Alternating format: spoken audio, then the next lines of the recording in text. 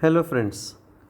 Today let's discuss what is macula, its basic anatomy and clinical evaluation methods.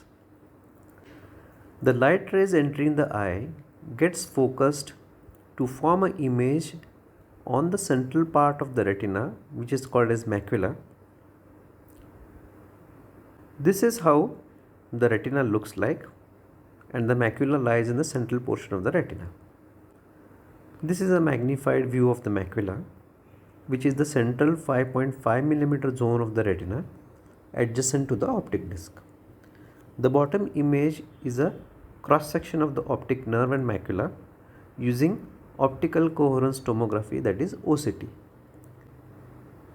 The macula has a depression in the center called as the fovea, which measures 1.5 millimeter, and it's the most important portion of the macula which determines the quality of our vision. This is the histological cross section of the macula showing the photoreceptors that are rods and cones. The functions of the macula are to provide sharpness and clarity to our vision apart from providing color vision discrimination.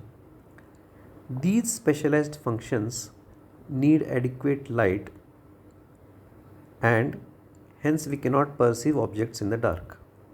The central part of the macula, that is the fovea, is devoid of vessels and it is thin, which allows the foveal cones to get maximally stimulated by the light rays. It gets its nutrition from the underlying choroidal vessels.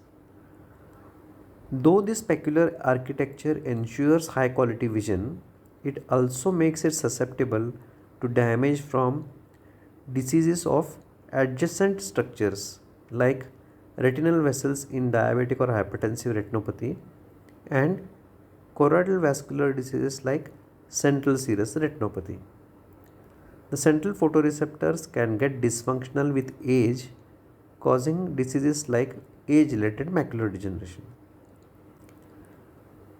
What are the symptoms of macular diseases? Loss of sharp vision, especially problems for reading fine print, is a common complaint. Central scotoma, that is inability to see the central portions of an object, is also a common complaint. Objects may appear to be bent or distorted, which is called as metamorphopsia, or they may appear smaller or larger in size, called as micropsia or macropsia.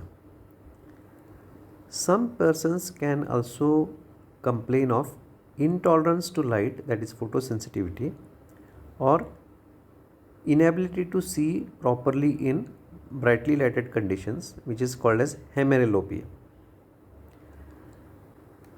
The signs of macular diseases are thinning or thickening of the macula or collection of abnormal material like fluid, lipid, blood or pigment at the macula, or we can have a membrane covering the macula, hole formation or visible scar tissue at the macula. Coming to the examination of the macula, slit lamp biomicroscopic examination with the 90 diopter lens or the fundus contact lens remains the gold standard. The contact lens examination is superior to the non-contact method as it provides a stable view and better stereopsis. Photostress test is a simple test to differentiate maculopathy from optic neuropathy as a cause of vision loss. Macular diseases cause a prolongation of the photostress recovering time, whereas it is normal in optic neuropathies. Optical coherence tomography, fluorescein and ICG angiography, and the more recent advancement OCT angiography, as well as Amsler grid charting, are very useful in the assessment of the maculopathies. Electrophysiological tests like multifocal ERG and pattern ERG are useful in selected cases. Contrast sensitivity and microperimetry are specialized tests which are generally reserved for research activities. So friends, with this we come to an end to our topic, what is macula. Thanks for a patient hearing.